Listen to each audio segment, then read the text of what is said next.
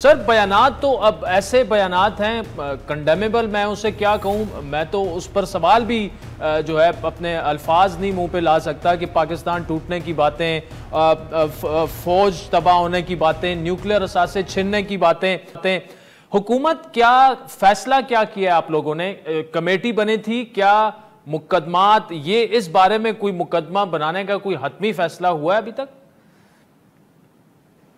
देखिए बादल, मैं समझता हूं कि इस तरह के रवैये की और इस तरह के बयानात की जितनी मजम्मत की जाए वो कम है। और मजम्मत से ज़्यादा फिर ज़ाहिर अगली स्टेज ये है कि इसके लिए जब कोई शख्स इस तरह हवास पाख्ता हो जाए, और वो भी जो कि बहुत हाई ऑफिस में रहा हो, साबिक वजीर आजम है, मुल्क के चीफ एग्जीक्यूटिव रहे हैं 3.5 साल से ज़ायद अरसा, और अभी हाल ही में उनसे हुकूमत गई और वो भी ऐन आइनी और कानूनी तरीके से।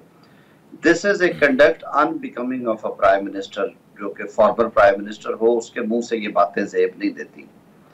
लेकिन हम लोग अभी भी रेस्ट्रेंट शो करेंगे, इसलिए कि हम कोई ऐसा स्टेप नहीं लेंगे जिसमें किसी किस्म के तासुब की या किसी किस्म की पॉलिटिकल विक्टिमाइजेशन की बू आए। कि उनके वज़ीर आज़म साहब ने इक़्तिदार संभालने के फौरन बाद जब फ्लोर ऑफ द हाउस पे बात की, तो उन्होंने कहा कि हम जमहूरियत पे यकीन रखते हैं, और जमहूरियत ज़ाहिर है डायलॉग का, गुफ्तो शनीद का, प्रोसेस ऑफ डिस्कशन का एक एक एक जरिया है जिसके जरिए आप एक दूसरे को बातों से कायल करते हो।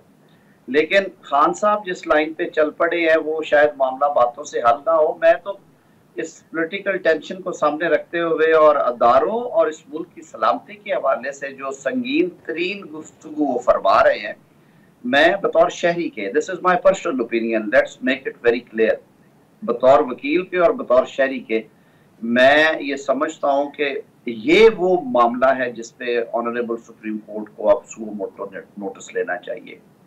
क्योंकि जब हुकूमत करेगी, मजबूरन करेगी हुकूमत ये काम, तो फिर कहेंगे कि जी ये पॉलिटिकल विक्टिमाइजेशन है।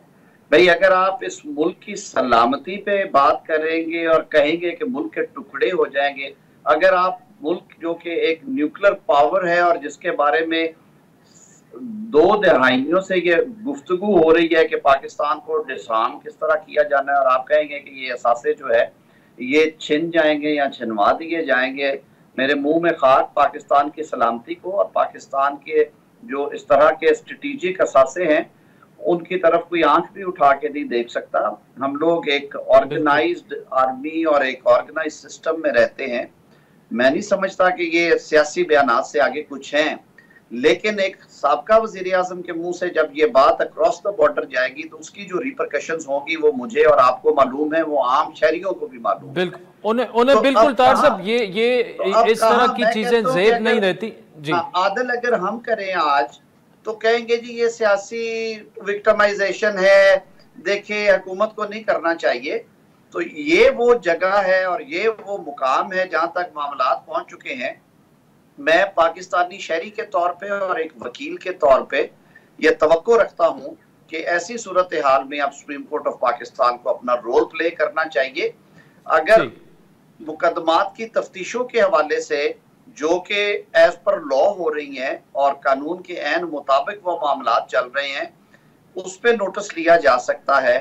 अगर एक ऐसे रैली और धरने पे कोर्ट अपनी जुरिस्डिक्शन इन्वोक करती है किसी की दरखास्त पे और उस पे ऑर्डर्स भी पास करती है, जिसको शुरू करने से पहले कहा गया कि ये खूनी होगा और हम इक़्तिदार छीन कर ही वापस आएंगे, तो मैं समझता हूं कि ये सबसे खतरनाक अभी तक की जो मूव है, ये पोलराइजेशन की भी इंतहा कर दी है। खान साहब ने पूरे मुआशरे को तकसीम करके रख दिया है, और इतने संगीन किस्म के बयानात जो हैं ये मुल्क की सलामती के खिलाफ हैं। ये वो मैं समझता हूँ मौका है जब ऑनरेबल सुप्रीम कोर्ट को इसको सीरियसली लेना चाहिए और कोर्ट को कॉग्निजेंस लेनी चाहिए इस मामले। चेयरमैन नैब की तैनाती के हवाले से बताइए कि क्या फैसला तकरीबन हो चुका है अगले चेयरमैन नैब का? देखिए, चेयरमैन नैब जो मौजूद है उनकी तो आज मुद्दत मुलाजमत खत्म हो गई और आज रात के बाद वो चेयरमैन नैब नहीं रहे।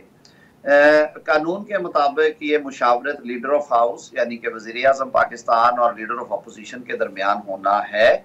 उसके 2 राउंड हो चुके हैं और उसमें वो डिलिबरेट कर चुके हैं। वज़ीर आज़म साहब क्योंकि तुर्की चले गए थे, इसकी वजह से वो फर्दर इसको डिलिबरेट, आज वो वापस आ रहे हैं। जो नैब की एक जाहिर है वो उसका एक किरदार है कानून के अंदर भी, और उसकी एक अपनी इम्पोर्टेंस है, और ख़ास तौर पे जैसे आपने कहा कि केसेस पेंडिंग है और वो सारे मामलात हैं। ये जो स्टैट्यूटरी रिस्पॉन्सिबिलिटी है, ये अगले 2-3 रोज में मेरे ख्याल में इससे उदा बरा हो जाएगी हुकूमत।